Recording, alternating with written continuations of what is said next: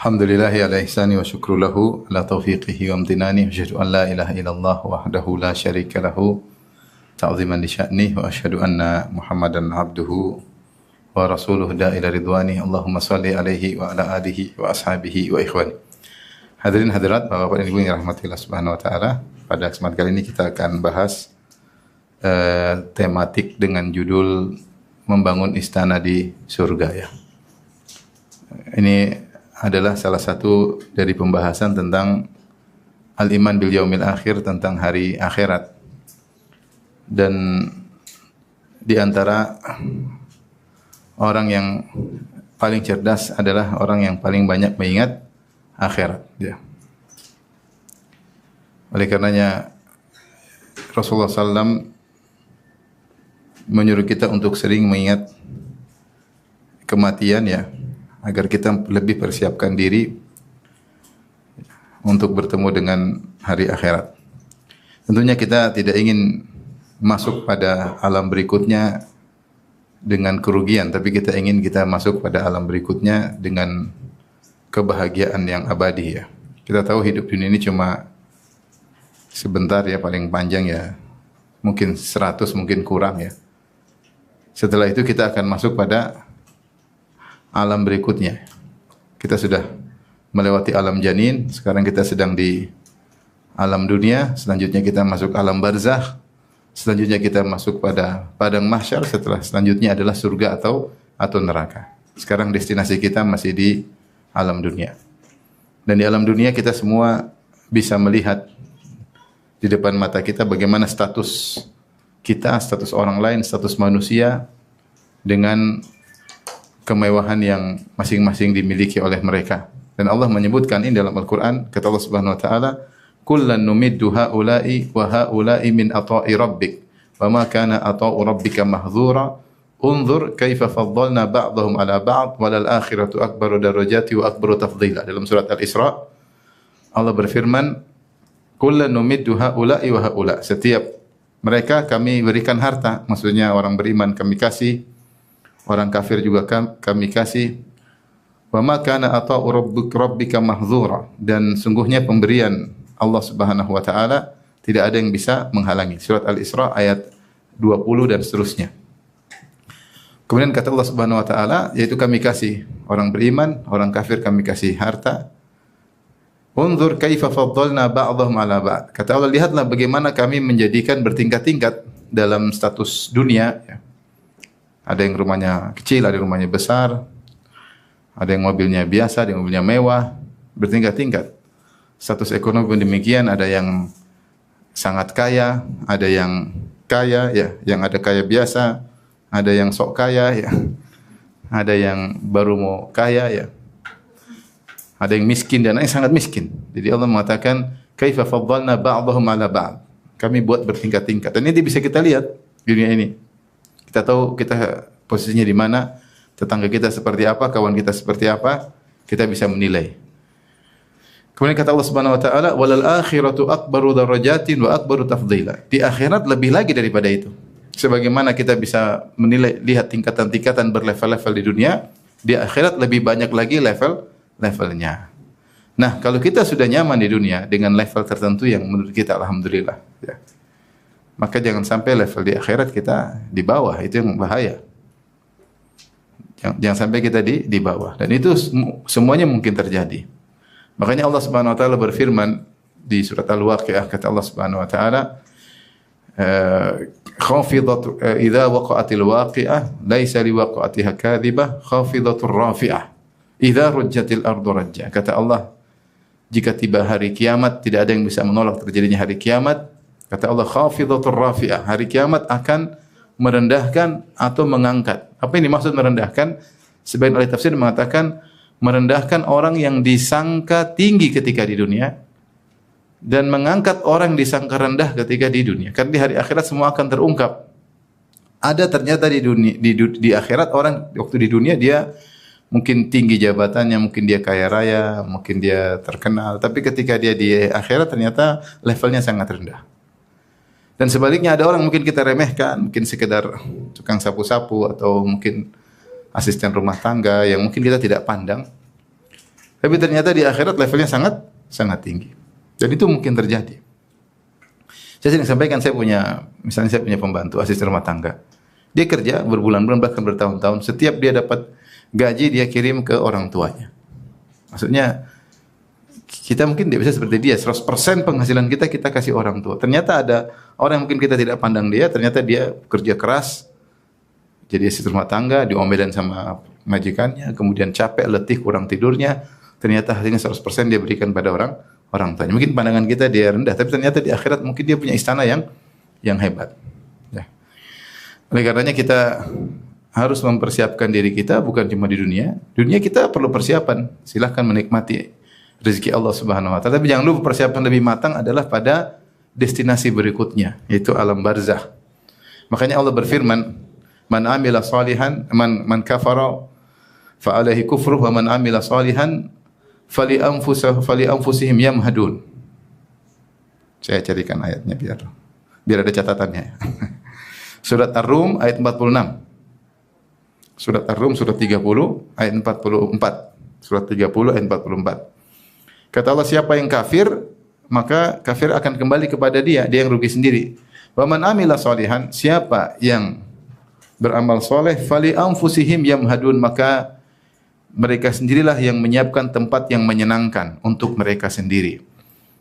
Banyak salaf mengatakan itu di kuburan. Di kuburan, ya. Mahad, ya. Jadi dari yamhadun dari kata mahad. Mahad itu kalau anak bayi kita taruh mahad, yaitu tempat tidur dia, kita nyamankan, kita lembutkan sehingga ketika dia tidur taruh situ dia nyaman tidur. Karena anak bayi kalau enggak nyaman dikit dia bangun, maka kita siapkan yang nyaman, dia tidur, ya. Maka kalau kita beramal soleh, sebenarnya kita juga sedang menyiapkan tempat tidur kita di alam barzah. Karena di alam barzah kita bakalan lama. Destinasi berikutnya sebelum di akhirat. Maka ini yang harus kita pikirkan. Kehidupan kita cuma sebentar, 60 sampai 70 tahun. Yang lebih dari 70 tahun tidak banyak. Kalaupun sudah lebih 70 tahun, hidup dengan setengah mati, dengan ardalul umur, dengan kehidupan yang repot, ya. Sudah mulai pikun, mulai lupa, ya. Baru ngomong, tanya lagi, dari mana, Dek? 5 menit lagi, dari mana, Dek? 5 menit lagi, Dek. Kamu siapa? Ya. Sampai ada orang yang suaminya datang, kemudian istrinya usir. Dia lupa kalau itu suaminya. Subhanallah. Lupa ini siapa, lupa itu siapa. Sudah sholat, masih disangka belum sholat. Udah mulai pikun, udah lupa. Kalaupun hidup semakin lama, semakin sulit dan menyulitkan orang di sekitarnya. Dunia seperti itu. Dunia seperti itu. Oleh karenanya, pembahasan kita kali ini sedang kita bicarakan bagaimana menyiapkan istana di surga. Istana dunia mungkin bisa kita bangun, mungkin enggak. Tapi kalau istana di surga, semua bisa bangun, tidak susah. Yang penting mau membangun istana di surga. Oleh karena silakan kita berhappy-happy di dunia, tapi jangan lupa untuk siapkan diri agar bisa bersenang-senang di akhirat kelak. Kita bicara tentang istana di surga. Istana di surga. Dalam hadis kata Rasulullah SAW tentang surga, al-jannah bina'uha labinatun min fiddah wa labinatun min dhahab. Surga itu bangunannya batanya dari perak dan batanya dari emas. Wa milatuha al-miskul adfar, dan semennya atau lengketnya dari minyak kasturi, ya. Minyak kasturi. Al-misik itu minyak yang diambil dari rusa. Rusa kalau dia ada kayak gumpalan darah di tubuhnya, ya, sehingga membentuk kantong, situ berkumpullah darah.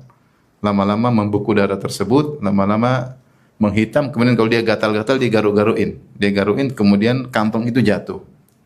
Kantong itu jatuh, maka itu diambil dan diolah menjadi minyak kasturi. Asalnya minyak kasturi itu dari apa? Dari darah rusa yang membeku di salah satu kulitnya, ya. Jadi mahal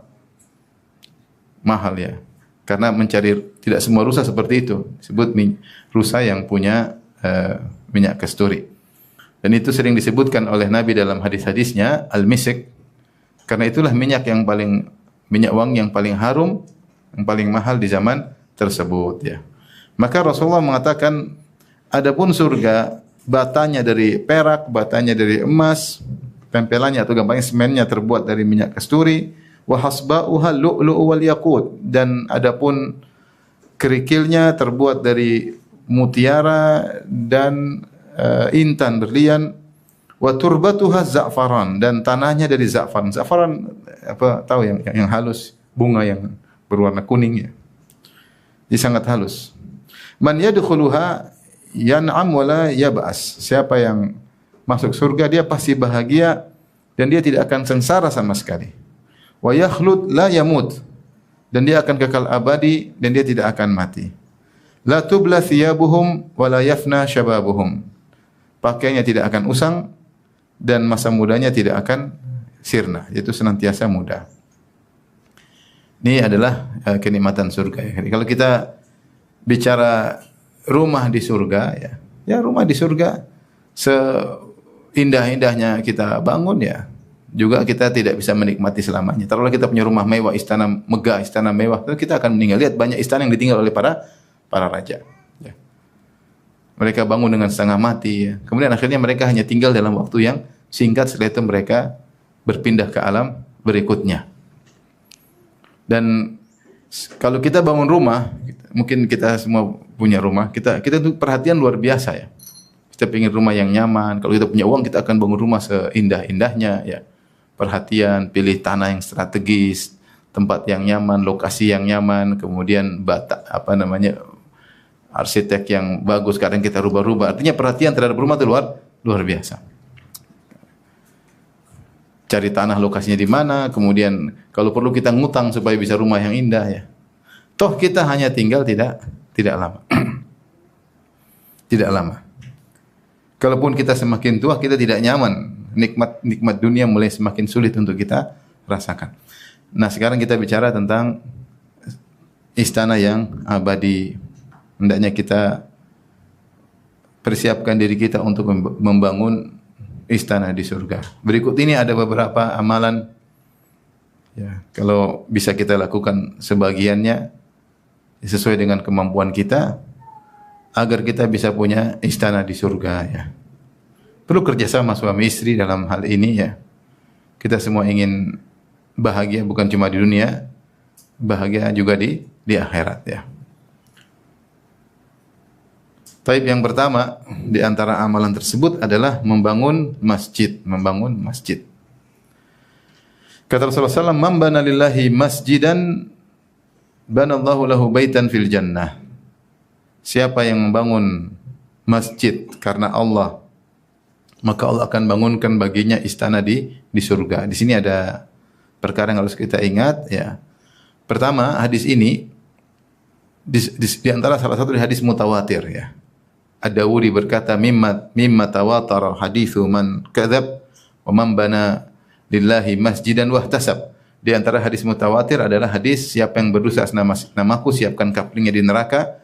Di antara hadis mutawatir siapa yang membangun masjid karena Allah, Allah bangunkan istana baginya di surga. Hadis mutawatir maksudnya apa? Diriwayatkan oleh sahabat lebih dari 10. Diriwayatkan lebih dari 10 sahabat. Ketika yang meriwayatkan sangat banyak menunjukkan Nabi sering menyampaikan hadis tersebut. Berarti Nabi sering memotivasi untuk bangun masjid karena Allah Subhanahu wa taala. Jadi kalau kau punya rezeki, punya uang, punya kemampuan, bangunlah masjid. Karena kau bangun masjid, kau akan dapat istana di surga. Karena yang meriwayatkan hadis lebih dari 10 sahabat, menunjukkan Nabi sering mengulang-ulangi motivasi tersebut ya. Makanya dalam kisah ketika Rasulullah SAW datang ke kota Madinah, Rasulullah SAW ingin bangun Masjid Nabawi. Maka Rasulullah mendapati lokasi tanah mirbat, yaitu tempat pengeringan korma milik 2 anak yatim. Maka ketika Rasulullah ingin bangun masjid di situ karena Allah pilihkan tempat di situ, maka mereka ingin wakaf. Mereka ingin kasih Nabi tanah tersebut. Nabi enggak mau. Nabi mengatakan thaminuni. Tawarlah aku berapa harganya. Rasulullah ingin beli sendiri. Padahal biasanya kalau ada yang sedekah Rasulullah apa? Terima. Tapi kan untuk bangun masjid Rasulullah enggak mau. Rasulullah ingin beli sendiri karena dia ingin dia punya pahala di situ. Dia punya pahala di situ. Maka Rasulullah SAW beli, Rasulullah kemudian bangun, jadilah Masjid Nabawi. Ya. Di sini, jadi ketika Rasulullah SAW sering menyampaikan hadis ini, maka banyak sahabat yang meriwayatkan Lebih dari 10 sahabat. Kata Nabi SAW, "Man bana lillahi masjidan." Siapa yang bangun masjid karena Allah. Ini ada syaratnya, harus karena Allah. Harus karena Allah. Kalau tidak karena Allah, maka tidak ada faedahnya. Oleh karenanya, di antara hal yang rawan diingatkan oleh Ibnu Hajar rahimahullah, ketika seorang bangun masjid, kemudian dia pasang namanya sendiri, itu sebenarnya bukan dakwah, yang penting ikhlas. Tapi rawan, ketika misalnya saya bangun masjid Firanda, kan gimana? Gimana gitu ya? Mau bilang ikhlas, kayaknya enggak juga.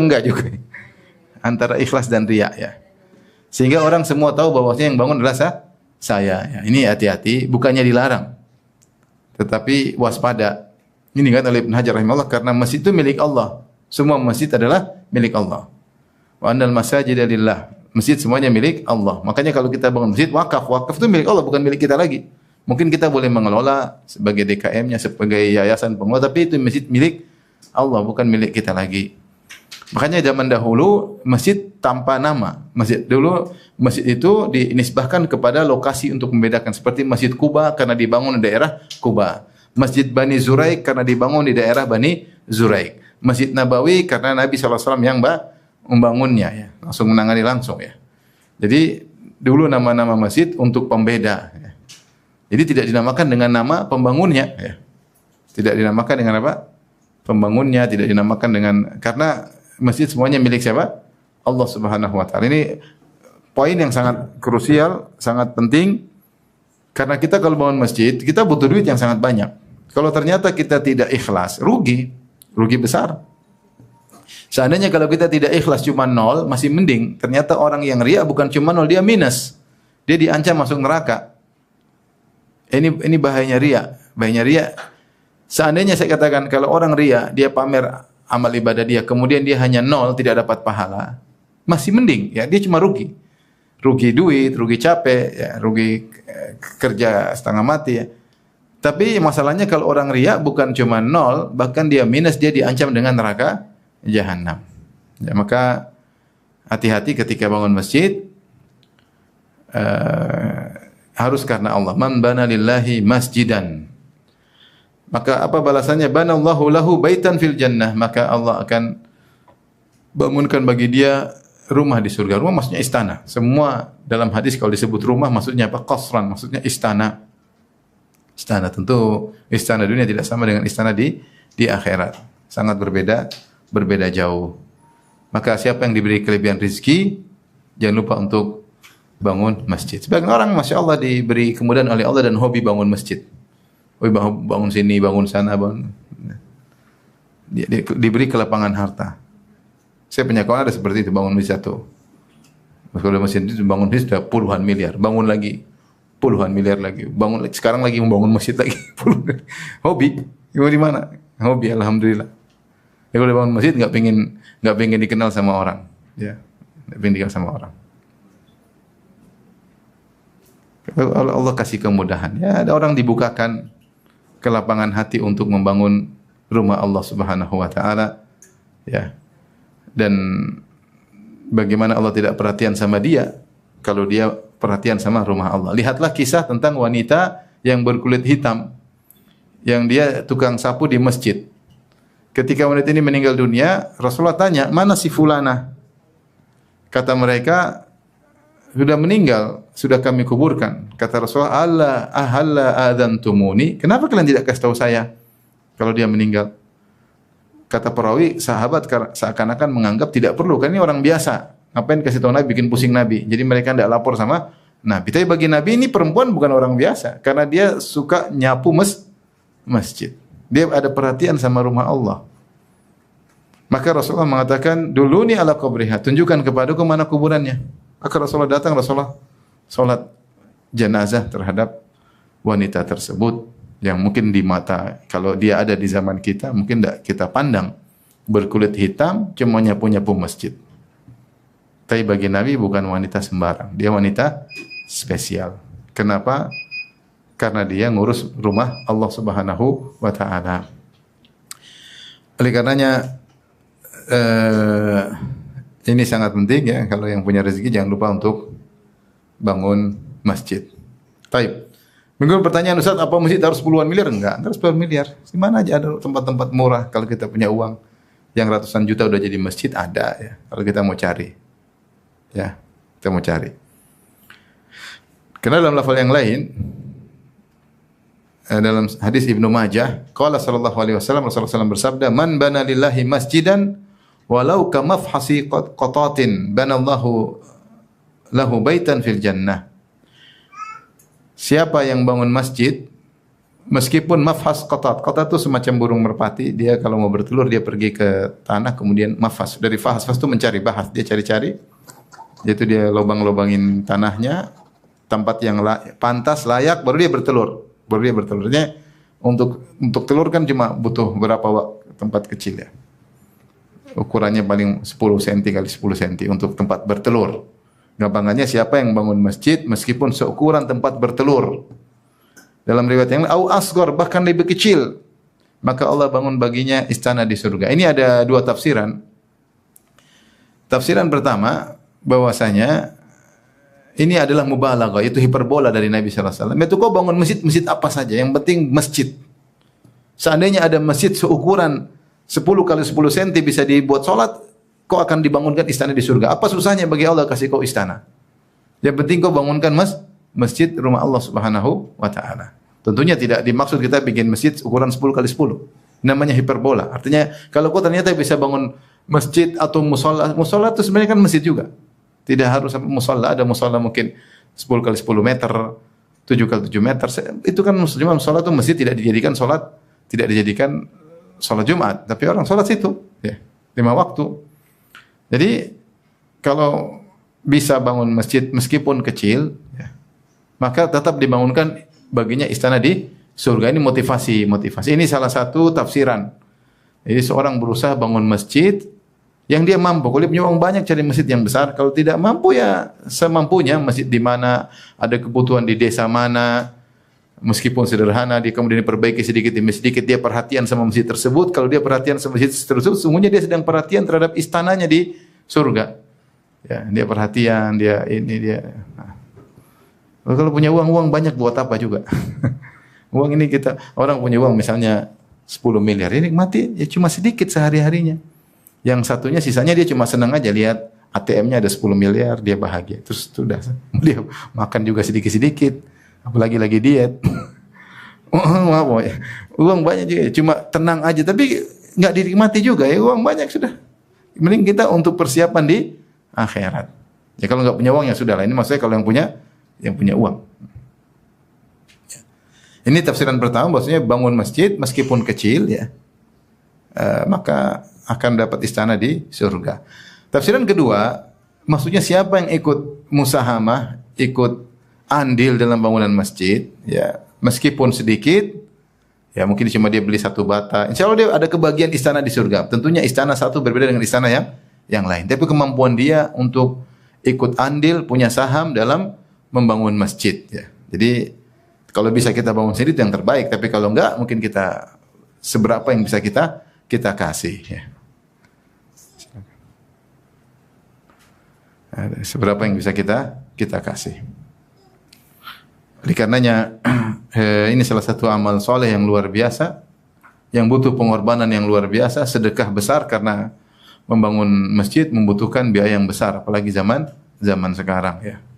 Tanah mahal, bangunan juga mahal ya. Tentunya kita nggak bikin masjid ala kadarnya. Kalau kita punya uang kita bikin masjid yang baik. Taib, ini pertama. Ya, makanya saya tujukan kepada mereka-mereka yang punya kelebihan rezeki, maka di antara infak terbaik, sedekah terbaik pada tempatnya yaitu untuk membangun masjid. Tapi di antara amal berikutnya ya, membaca surat Al-Ikhlas ya 10 kali ya. Qala sallallahu alaihi wasallam, Rasulullah SAW bersabda, "Man qara'a qul huwallahu ahad 10 marrat, banallahu lahu baitan fil jannah."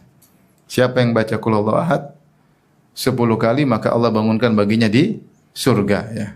Dalam riwayat yang lain, "Man qara'a qul huwallahu ahad hatta yakhtimaha 10 marrat, banallahu lahu qasran fil jannah." Siapa yang bangun, siapa yang baca Al-Ikhlas, surat Al-Ikhlas 10 kali sampai khatam, maka Allah bangunkan baginya istana di surga. Hadis ini tentu ada perselisihan di kalangan para ulama, ada yang mengatakan hadisnya hasan, ada yang mengatakan hadisnya dhaif.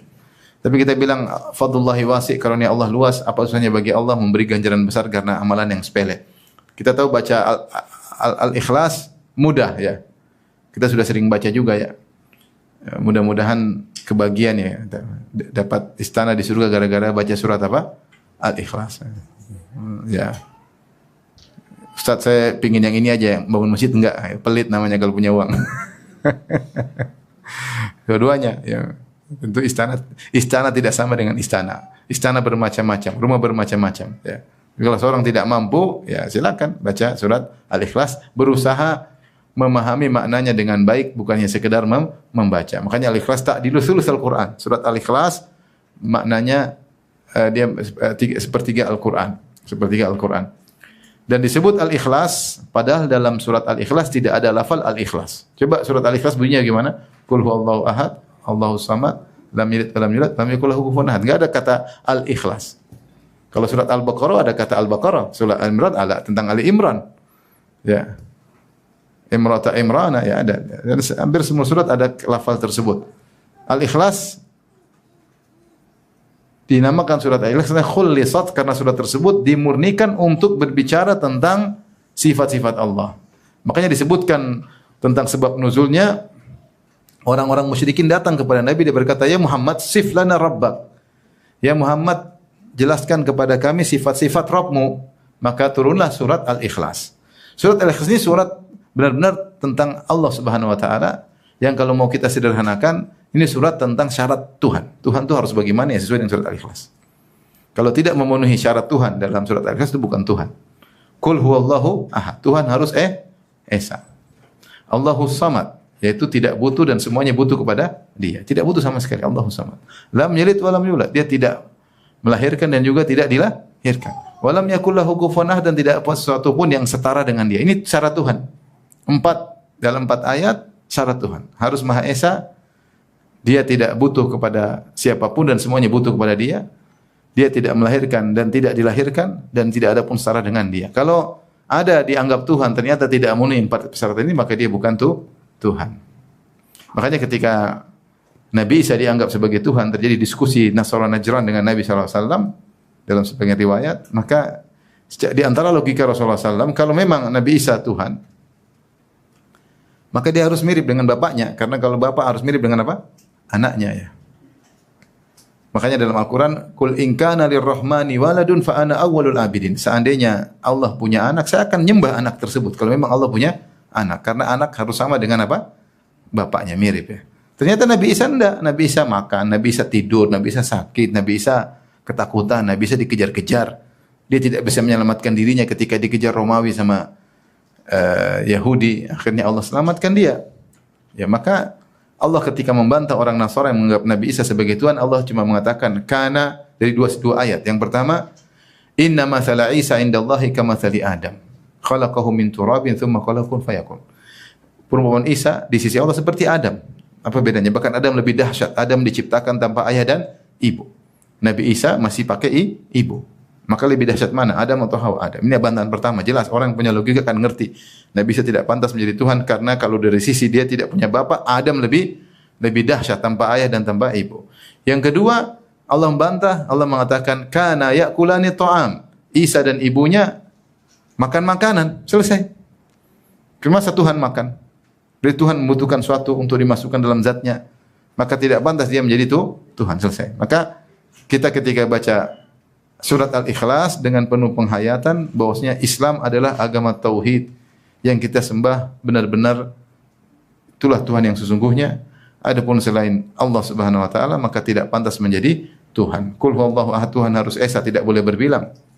Allahus samad, semua butuh kepada Dia dan Dia tidak butuh kepada siapapun. Adapun Tuhan butuh makan, Tuhan butuh istirahat, Tuhan butuh teman-teman untuk melindunginya, Tuhan enggak. Lam yalid, dia tidak melahirkan. Kalau dia melahirkan maka dia tidak esa lagi dan anaknya akan mirip dengan dia. Dia butuh anak. Walam yulad, dan dia tidak dilahirkan. Kalau dilahirkan berarti dia tidak. Kalau dia dilahirkan berarti dulu tidak ada. Kemudian ada. Dia butuh kepada ayah dan ibu. Yang terakhir walam yakul lahu kufuwan ahad. Tidak ada sesuatu pun yang serupa dengannya. Baca dengan menghayati 10 kali, mudah-mudahan kita dibangunkan istana di surga oleh Allah Subhanahu wa taala.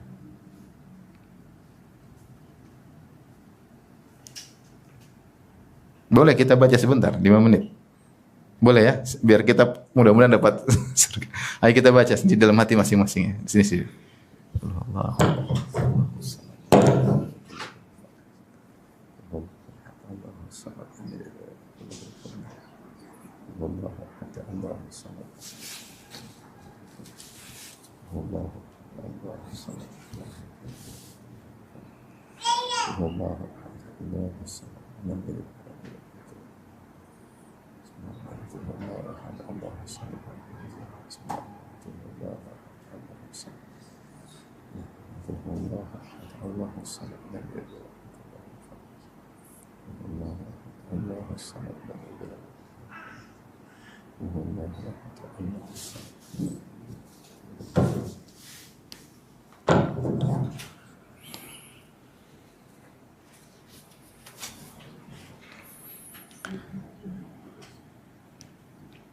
Baik, kita lanjutkan. Semoga kita dibangunkan istana di surga. Amin ya rabbal alamin. Karena istana kita di dunia seadanya. Gitu-gitu aja. Kita bangun istana seindah-indahnya, masih orang istananya lebih indah daripada istana kita. Kecuali kalau kita qanaah ya. Baik, kita lanjutkan. Amalan ketiga yang bisa membantu kita agar Allah bangunkan istana di surga adalah memuji Allah dan istirja. Istirja itu innallahi wa inna ilaihi raji'un. Ketika musibah mengenai anak, itu yang kita cintai.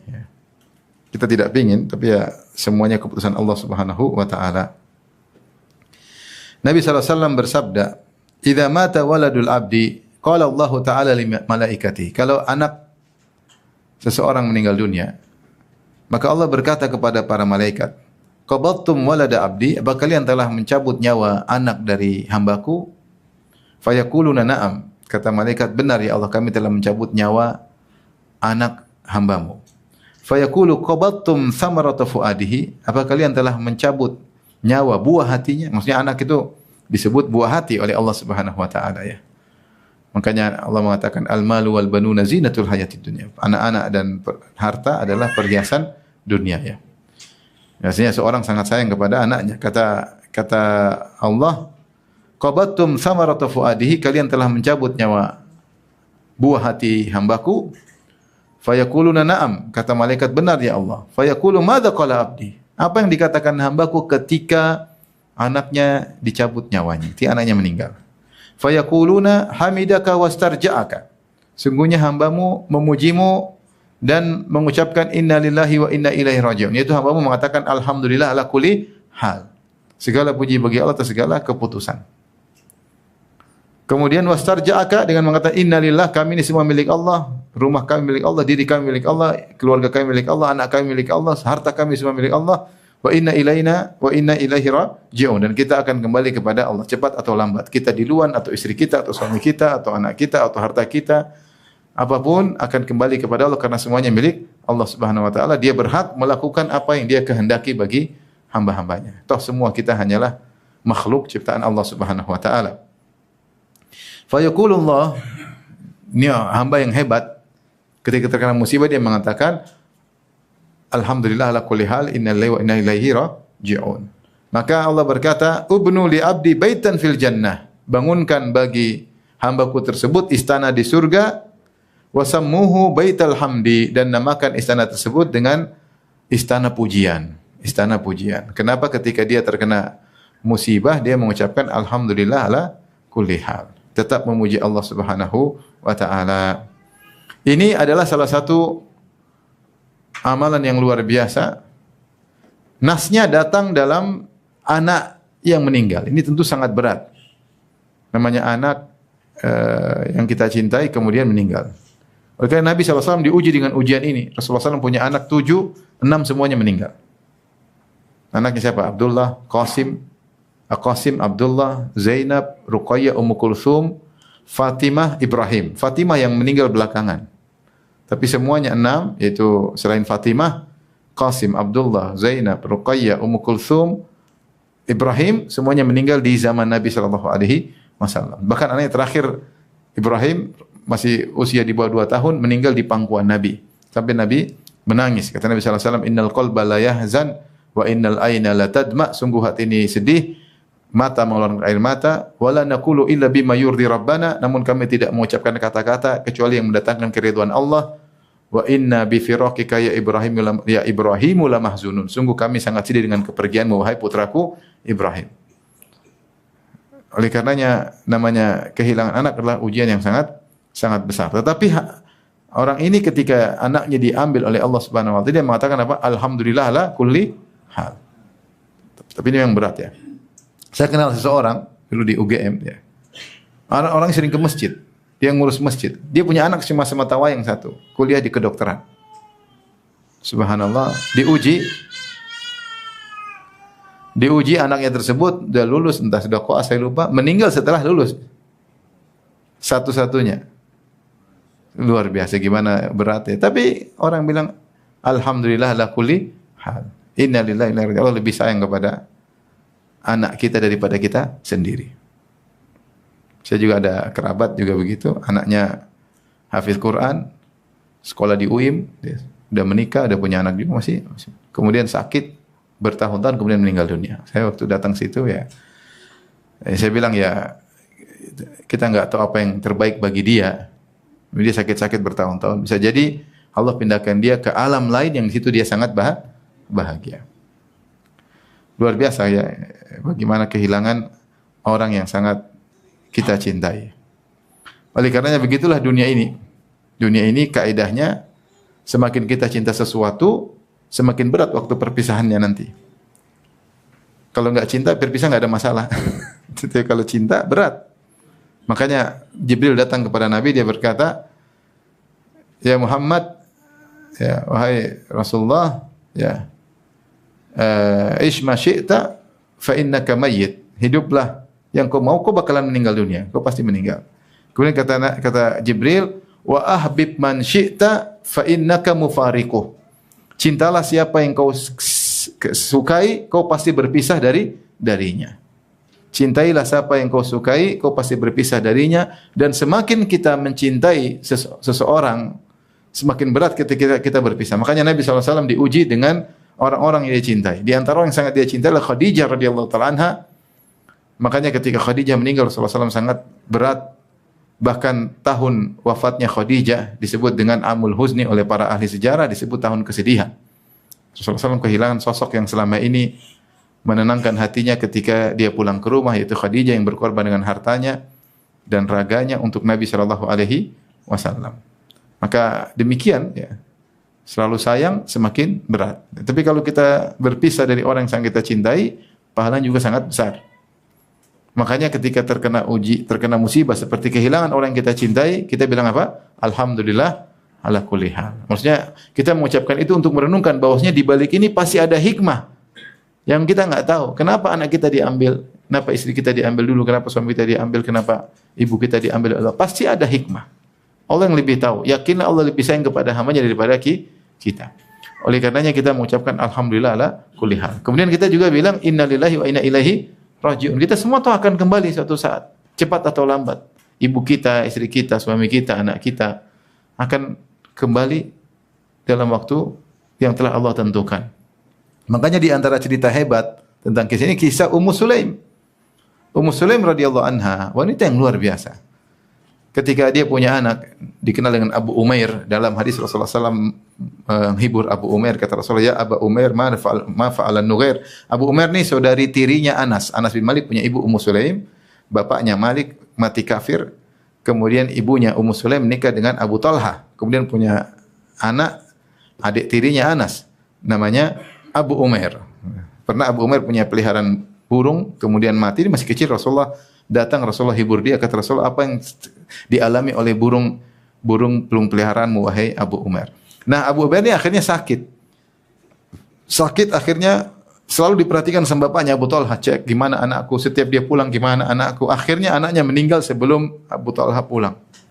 Ketika anaknya meninggal, maka Ummu Sulaim dia kafankan, kemudian dia kuburkan tanpa tunggu bapaknya. Ya. Ketika bapaknya datang, Ummu Sulaim berhias dengan untuk agar bisa digauli oleh suaminya, dia kasih makan, siapin makan yang enak. Begitu datang bapaknya tanya, Abu Talha, gimana anak kita? Kata Ummu Sulaim, lebih tenang daripada sebelumnya. Dipikir sama bapaknya lebih sehat, ternyata lebih tenang, sudah meninggal, selesai. Udah enggak teriak-teriak sakit lagi. Yang saya heran nih, yang ini perempuan, biasanya perempuan yang susah untuk apa? Menghadapi ujian. Sampai sebagian wanita saya marah-marah karena sudah meninggal anaknya, dia masih taruh bonekanya di kamarnya. Itu gimana mau hilang kesedihan? Tiap hari lihat boneka anaknya. Terus apa namanya, statusnya anaknya, wallpaper HP-nya juga anaknya, ya nggak bisa hilang kalau begitu. Ya. Sehingga dia menjebak dirinya untuk bersedih terus-menerus. Dan itu tidak boleh seperti itu, tidak boleh. Kita bersedih 3 hari, setelah itu ya kita berusaha sabar kalau datang. Tapi kita menyengaja menjebak diri kita untuk bersedih, mengingat, itu nggak boleh. Ya, makanya Allah mengatakan apa namanya dalam Al-Quran, hazan, jangan sedih banyak ya. Intinya ketika Abu Talha datang, maka dia bilang, gimana anak kita? Lebih tenang.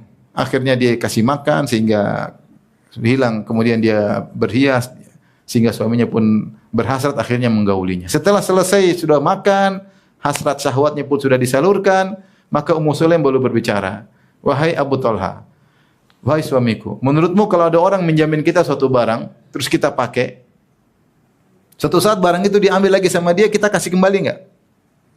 Kata Abu Talha, ya kasihlah itu barang dia. Nah, anakmu adalah titipan dari Allah. Di situ Abu Talha marah. Kenapa enggak bilang dari? Mau saya, subhanallah, ada perempuan luar biasa malah mensabarkan suaminya. Biasanya suaminya yang sabarin apa? Istrinya, ini istrinya luar biasa karena tangguh dalam menghadapi ujian-ujian hidup. Ya. Jadi kalau berat, makanya kalau teori sih mudah ya, tetapi kalau begitu kita yang mengalami ya berat ya. Tapi makanya kalau kita terkena musibah, langsung jangan ngomong yang lain, langsung bilang apa? Innalillahi wa inna ilaihi rajiun. Alhamdulillah ala kulli hal. Ngomong itu berulang-ulang. Agar kita tahu bahwasanya kita ini milik Allah dan Allah akan ambil kita kapan saja. Mau rumah kita diambil, mau harta kita mau diambil, anak kita, istri kita, suami kita. Dan kita bilang alhamdulillah ala kulli hal, segala puji pasti yang Allah takdirkan itu yang terbaik bagi kita, bagi anak kita. Dan anak udah besar belum tentu bisa kita rawat. Fitnah di mana-mana ya. Belum tentu. Oleh karena kalau ada yang kita cintai diambil Allah, kita bilang innalillahi wa inna ilaihi rajiun. Alhamdulillah kulli hal. Ya. Ceng, saya juga hibur diri ketika ibu saya juga meninggal bertahun-tahun, lebih dari 10 tahun mungkin kena gula. Saya bilang alhamdulillah meninggal pas Covid. Insyaallah yang terbaik. Sedih, tapi ya kita bilang alhamdulillah ala kulli hal. Allah yang pilihkan yang terbaik. Segala puji bagi Allah atas segala kondisi. Tentunya ucapan ini dalam segala musibah apapun. Bukan hanya kehilangan orang tercinta, musibah apapun. Ya. Musibah apapun kita mengatakan alhamdulillah ala kulli hal. Hidup kita ini tidak ada tanpa musibah, semuanya kena musibah. Semakin dicintai oleh Allah, semakin banyak musibahnya. Kata Nabi sallallahu alaihi wasallam, innallaha idza ahabba qauman ibtalahum. Kalau Allah sudah mencintai suatu kaum, Allah akan uji mereka. Makanya orang paling banyak ujiannya para nabi dan para salihin. Cuma ada orang-orang soleh kalau diuji enggak bunyi. Sebagian orang diuji sedikit bikin status, itu masalahnya. Bikin status, ganti wallpaper apalah. Banyak orang uji besar, tenang aja. Karena dia kembalikan semua kepada Allah. Dia tahu itu konsekuensi cinta Allah kepada hambanya. Orang-orang yang dicintai Allah pasti diuji. Taib yang ketiga tadi, jadi kalau orang diuji dengan kehilangan anak, dia mengucapkan alhamdulillah kulli hal, inna lillahi rajiun, maka dia akan bangunkan baginya istana dengan istana spesial namanya Baitul Hamdi, istana pujian. Untuk mengenang bagaimana dia ini di saat yang sulit dia tetap memuji Allah Subhanahu wa taala. Kemudian juga di antara amal soleh yang juga bisa menyebabkan seorang mendapat istana di surga ya. Doa masuk pasar. Ini pun khilaf dengan para ulama tentang hadisnya sahih atau tidak. Namun Syekh Al-Albani menghasankan. Sebenarnya dhaif kan, tapi kita bacakan aja. Rasulullah berkata kepada man dakhala suq, siapa yang masuk pasar, faqala, pasar itu banyak ya. Ada pasar rakyat, mall pasar atau bukan? Pasar ya. Di pasar banyak setan enggak? Banyak ya. Makhluk gelap, makhluk halus sama makhluk enggak halus ya. Banyak setan ya.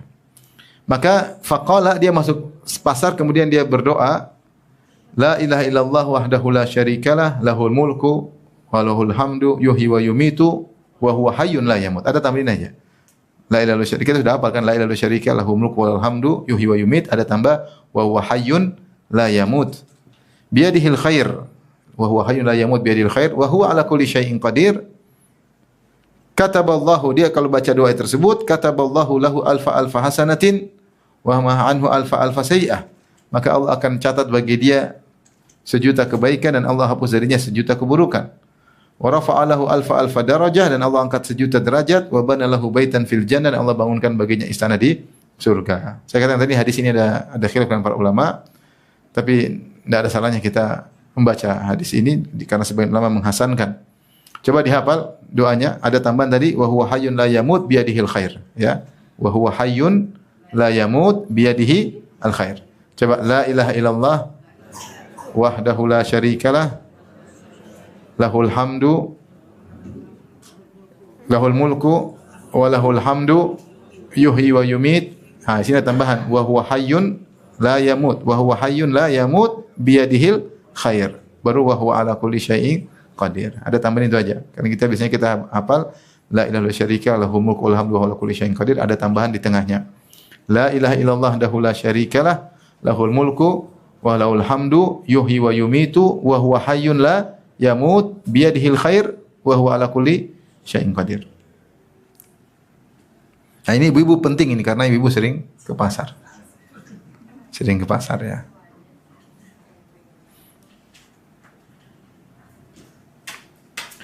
Yang kelima, di antara amalan yang mungkin menjadikan seorang bisa dapat istana di surga adalah menutupi kalau ada celah dalam saf.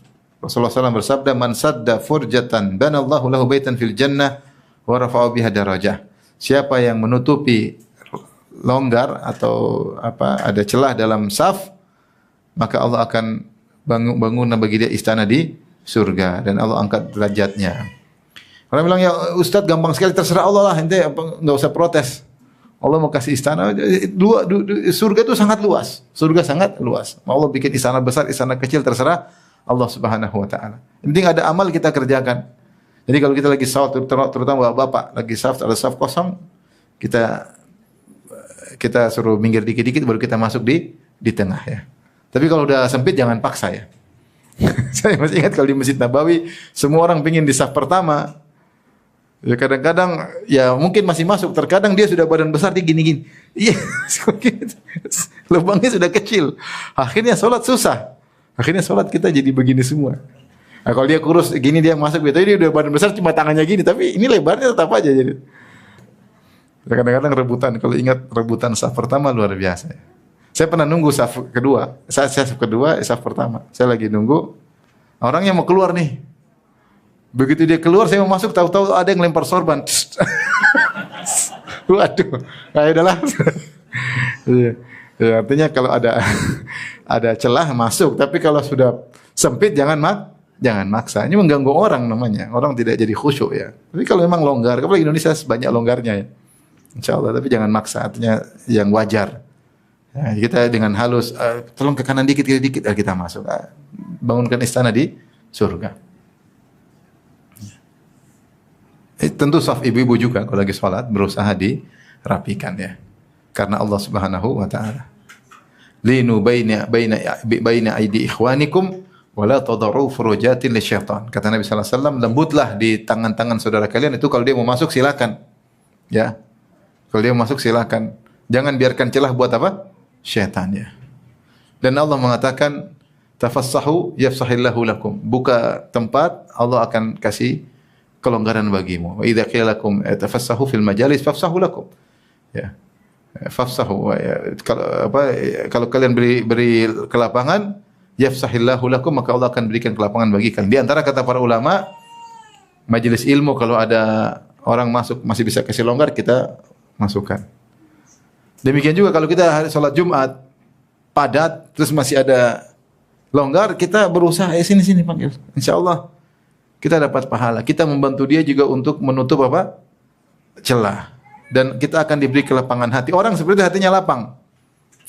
Dia silakan. Berarti dia sayang sama kaum muslimin. Dia merelakan mungkin agak sempit sedikit demi kaum muslimin. Ya, hatinya lapang. Dan kalau udah lapang bukan cuma di hatinya aja, nanti Allah lapangkan di kuburan, Allah lapangkan di akhirat. Tapi coba ada orang masuk langsung dia buka kakinya. Masuk nggak jadi. Tadi ada longgar, coba karena masuk dia nggak mau, dia buka kakinya. Waduh, ini gimana nih? Allah sempitkan hatinya langsung ketika itu. Langsung berubah hatinya, sempit. Karena dia pikir masjid bapaknya. Makanya kalau kadang-kadang orang bikin sajadah yang gede-gede itu nggak boleh orang injak sajadah dia. Ini kadang-kadang nggak boleh seperti ini. Misalnya, ya saja ukuran oke lah. Tapi sajadah gede, terus dia ini arah kekuasaan saya nggak boleh. Nggak boleh. Ya, akhirnya saf jadi lobang-lobang, jadi bolong-bolong. Janganlah. Saf berusaha untuk rapat. Jadi maksud saya, kita berusaha kalau ada lobang kita masuk. Kalau kita merasa lobang, kita panggil orang. Panggil orang membantu dia untuk apa? Bisa menutupi celah tersebut. Semoga kita juga dapat pahala. Kita cari pahala dalam segala cara. Kesempatan apapun ada pahala, kita berusaha dapat pahala. La tahqiranna minal ma'rufi syai'an. Jangan meremehkan kebaikan sedikit pun walau antalqa akhaka biwajhin thaliq. Meskipun hanya tersenyum ketika ketemu saudara. Jangan remehkan. Kita hidup terbatas, kesempatan beramal juga terbatas, waktu untuk dunia terlalu banyak, untuk baca berita yang tidak ada faedahnya terlalu banyak. Sehingga kalau ada kesempatan berpahala kita lakukan. Kemudian yang berikutnya al-muwadhabah ala as-sunanir rawatib. Di antara amal soleh yang bisa kita lakukan keseharian adalah continue dalam salat sunnah rawatib.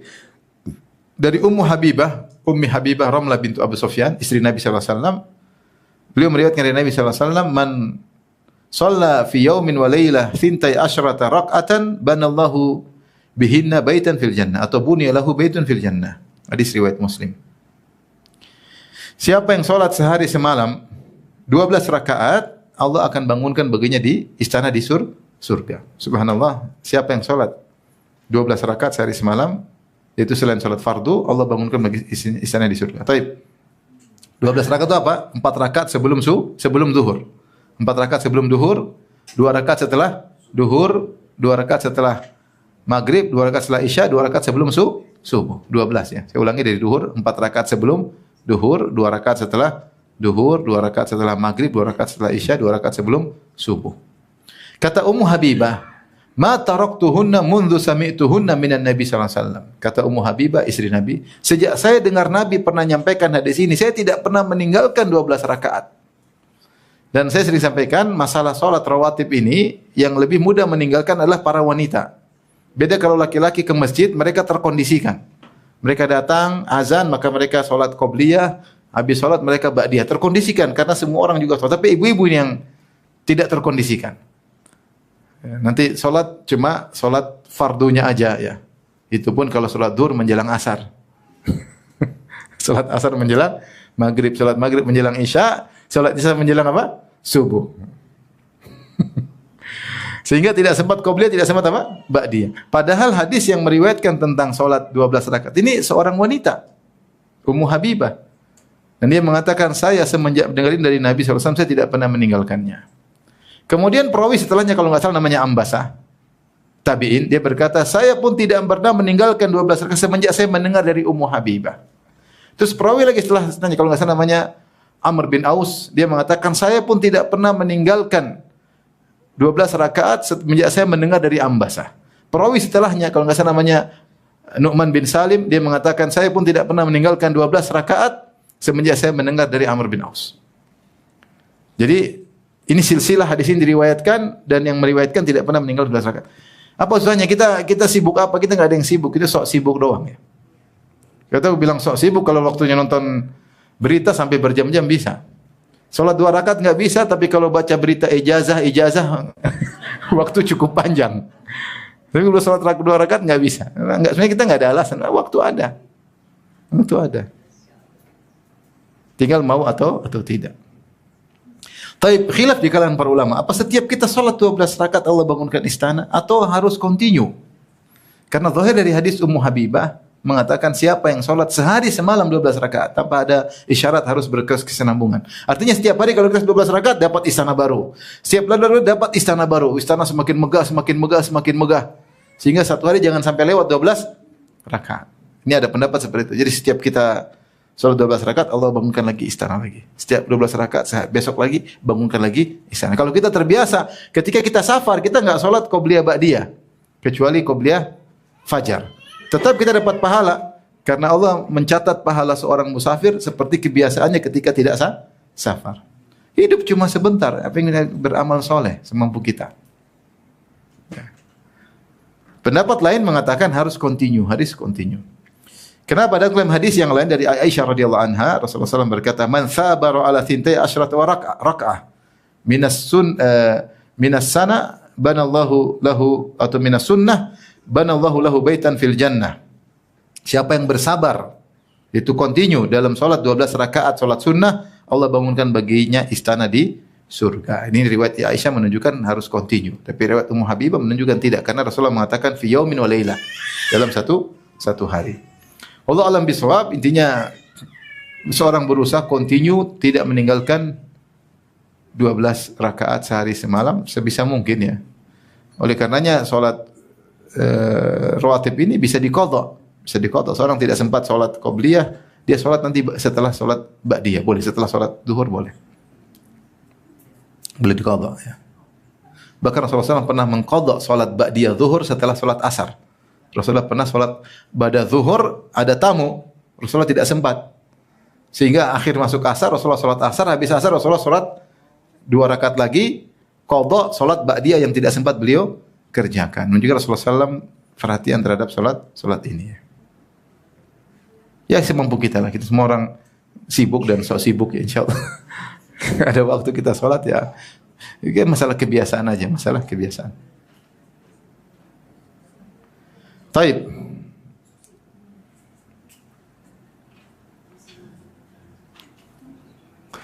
Dan saya suruh perhatian terhadap salat sunnah. Karena Rasulullah mengatakan awwalu ma yuhasabu bihil abdu min amalihi salat. Yang pertama kali nanti kita dihisab adalah salat. Kata Nabi sallallahu alaihi wasallam, fa in saluha qad aflaha wa anjah. Kalau dia ternyata salatnya baik maka dia selamat. Kalau rusak faqad khaba wa khasir, maka dia akan merugi. Dalam riwayat yang lain, fa in saluha sairu amalihi. Kalau salatnya baik, yang amal lain juga baik.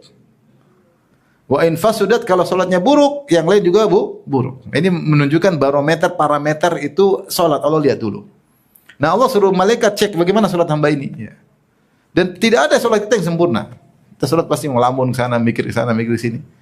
Maka di antara cara untuk menambal kekurangan tersebut, Allah bertanya kepada malaikat, "Hal li abdi min tatawwu'in?" Coba cek hambaku punya salat sunnah enggak? Punya ya Allah, tambal kekurangannya. Jadi di antara fungsi salat rawatib ini menambal kekurangan salat fardu kita. Oleh karenanya jangan disepelekan. Jangan sebisa mungkin kita salat. Ini namanya kita manusia ada malasnya. Ya tapi sebisa mungkin kita salat. Apa susahnya 2 rakaat? Apa susahnya? Enggak ada, cuma 3 menit, 2 menit bismillah salat. Baik disebut dalam riwayat disebutkan oleh Ibnu Rajab Al-Hambali dalam kitabnya Ahwalul Qubur. Ada seorang ulama salaf, dia ke kuburan, kemudian dia ngantar seorang meninggal dunia, dia kuburkan. Setelah dia pulang, dia salat sedikit. Salat cepat-cepat, mungkin ada keperluan, dia salatnya santai. Tidak serius, kurang serius. Terus dia tidur, dia mimpi. Di mimpi dia ketemu dengan penghuni kubur tadi. Penghuni kubur tadi bilang, "Fulan, tadi kau salat enggak serius ya?" Iya, enggak serius. Kalau saya bisa hidup, saya ingin sholat seperti engkau. Meskipun tidak serius, yang penting bisa sholat. Maksudnya jangan malas. Kita sholat aja lah. Masalah khusyuk ya kita usahakan. Tapi kita nggak bisa jamin kita khusyuk. Yang penting jangan malas. Mumpung kita masih bisa sholat. Sholat aja bismillahirrahmanirrahim. Berusaha khusyuk. Cuma kita ya namanya kita gimana mau khusyuk. Tapi kita berusaha. Kata dia 2 rakaat yang kau kerjakan seadanya itu lebih saya cintai daripada dunia dan seisinya. Kalau saya bisa hidup saya akan sholat meskipun 2 rakaat yang kurang baik tadi. Apalagi kalau 2 rakaat yang indah. Kalau masih hidup kita mau apa saja bisa. Ya. Makanya semangatin diri ya, semangatin diri. Nah, ini pentingnya ibu-ibu semangatin bapak-bapak. Mas, sudah sholat rawatib belum? Cuma karena ibunya juga nggak sholat, dia juga nggak tegur. Sama-sama nggak sholat. Harus saling menegur. Sudah sholat belum? Sholat dulu. Mau istana di surga nggak? Istana gini ntar lagi hancur, dari kita mati. Mau istana gede-gede kita mati duluan. Apa kata penyair? Lidu lil maut wa benu lil kharab. Lahirlah kalian menuju kematian, bangunlah menuju pada kehancuran. Ini bangun pasti hancur suatu saat. Kalau nggak hancur bangunan, kita yang hancur di luar ya. Nggak ada hidup yang. Kalaupun kita tidak mati, hidup susah. Umur 70, 80, 90, sudah nggak bisa menikmati hidup lagi. Malah merepotkan orang, hidup dengan kesengsaraan. Ya.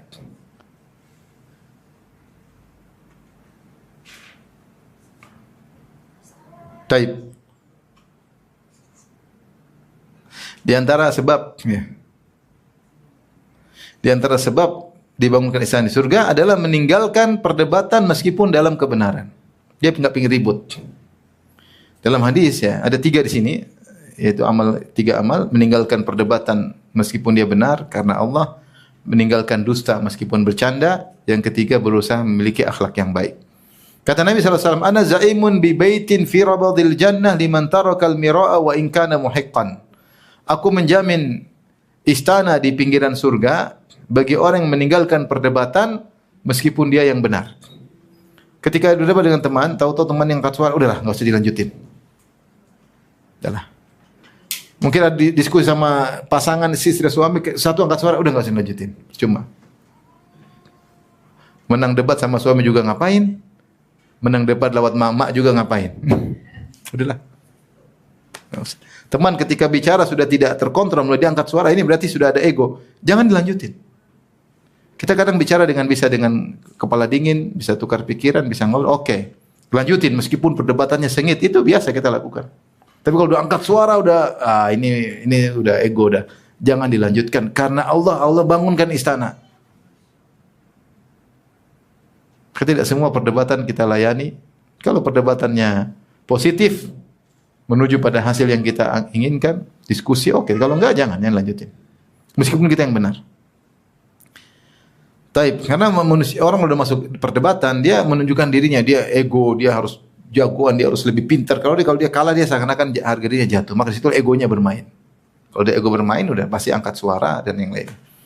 Yang berikutnya, meninggalkan dusta meskipun bercanda. Kata Nabi SAW, Ana zaimun bi baitin fi wasatil jannah liman tarakal kadhib wa in kana mazihan. Dan aku menjamin istana di tengah surga bagi yang meninggalkan dusta meskipun bercanda. Tidak boleh kita bercanda. Maka Rasulullah SAW kalau bercanda pun tanpa dusta. Seperti ada seorang datang kepada Nabi, Ya Rasulullah, dia mau jihad. Ya Rasulullah, saya minta tunggangan. Saya enggak punya tunggangan, mau jihad butuh tunggangan. Kata Nabi SAW, Inna hamiluka ala waladin naqah. Kau punya tunggangan, kalau gitu, kau ingin tunggangan. Kalau gitu saya akan kasih kau angkutan berupa anak onta. Kata dia, anak onta gimana mau jalan perang pakai naik onta? Kata dia, Rasulullah, gimana anak onta? Kata Rasulullah, bukankah semua onta pasti punya ibu? Meskipun dia udah gede, dia juga anak onta. Maksudnya Rasulullah bercanda. Jadi ketika Nabi bilang, Inna hamiluka awalin naqah, saya akan kasih kau angkutan berupa anak onta. Dia pikir anak onta masih kecil. Bagaimana apa yang dilakukan anak onta Rasulullah? Semua onta pasti punya ibu. Pasti dia juga anak. Meskipun udah gede. Rasulullah bercanda. Ini menunjukkan kalau bercanda kita nggak boleh bohong ya, nggak boleh bohong. Orang yang bercanda dengan kebohongan itu yang dia kurang kreatif dalam bercanda, sehingga bohong ya. Nah, makanya hati-hati kalau bohong bercanda, hati-hati jangan sampai jatuh prank ya. April Mop itu ngeri itu bercanda bohong. Bikin takut-takut orang, itu tidak boleh. Islam mengajarkan adab. Bercanda tidak boleh bohong. Dan tidak boleh bohong.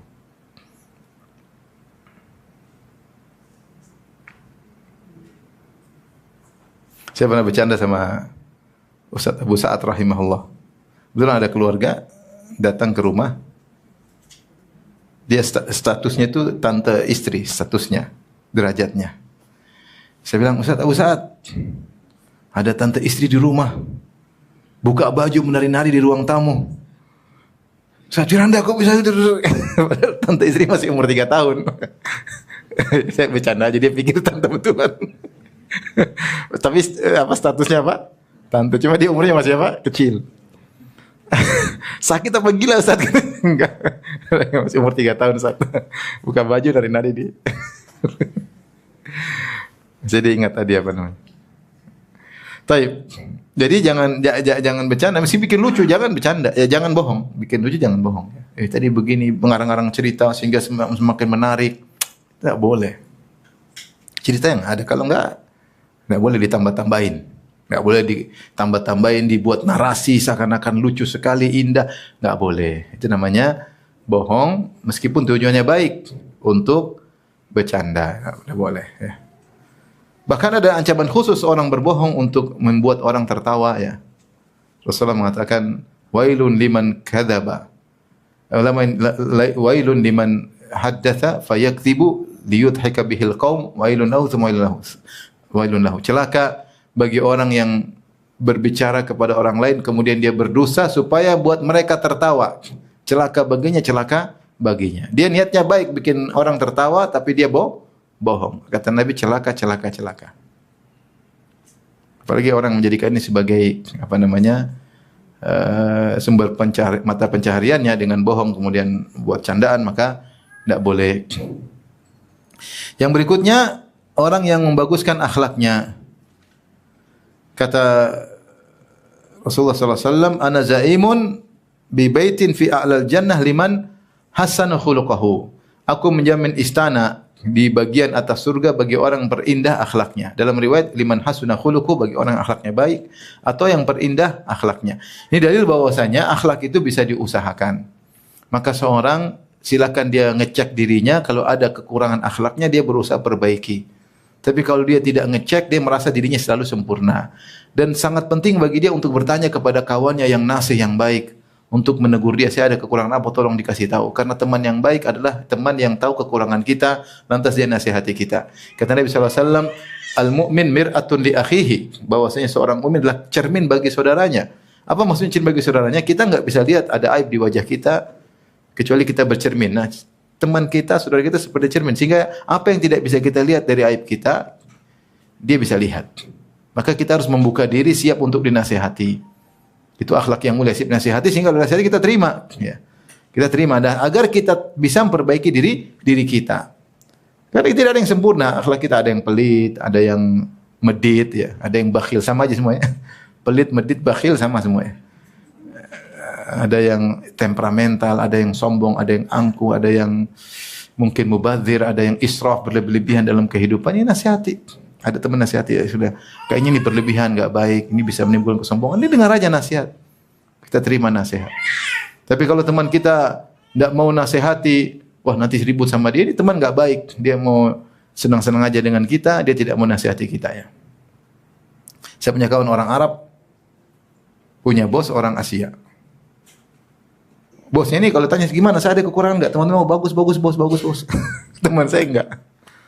Satu saat teman saya, satunya salah, teman saya orang Arab tegur, kata dia, bos, ente enggak benar, ente ada salah begini.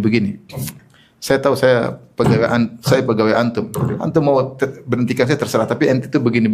Saya niat karena Allah. Maksudnya bagus, jadi tidak pakai untuk menyampaikan, meskipun bosnya sini, meskipun ada kemungkinan dia bakalan diberhentikan. Tapi akhirnya malah disayang sama teman saya satunya itu. Teman-teman yang lain enggak ada, semuanya, bos, top. Oke bos, tukang hore semua penggembira, bos, janganlah. Ya, jadi kalau kita tahu ada akhlak kita kurang baik dengan kita mengecek diri sendiri, saya kok begini ya, atau ada yang menginformasikan, maka kita berusaha. Kalau kita berusaha perbaiki akhlak kita, maka kita dapat istana di atas surga, lebih daripada yang sebelumnya. Coba, aku menjamin istana di pinggiran surga bagi orang yang mengalah dalam perdebatan meskipun dia yang benar. Ini dapat pinggiran surga, istana pinggiran surga. Yang kedua, aku jamin istana di tengah surga bagi orang yang meninggalkan dusta meskipun bercanda. Lebih afdal lagi, aku jamin istana di bagian atas surga bagi orang yang memperindah akhlaknya. Jadi akhlak bisa diusahakan. Rasulullah mengatakan, Innamal hilmu bittahallum. Sungguhnya orang itu pemaaf tidak cepat karena dengan belajar, berusaha. Kata Rasulullah SAW, "Man yatasabbar yusabbirhullah." Siapa yang latih diri untuk bersabar, dia akan jadi penyabar. Manusia bisa. Orang yang pelit berusaha untuk dermawan bisa jadi dermawan. Bisa. Ya. Karena akhlak itu bisa diusahakan. Dan siapa yang bisa memperbaiki akhlaknya, dia misalnya baginya di surga.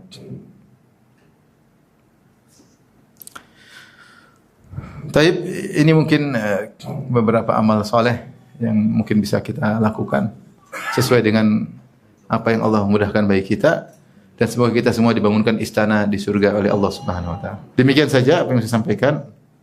Kalau misalnya maaf, wabillahi taufiq hidayah. Assalamualaikum warahmatullahi wabarakatuh.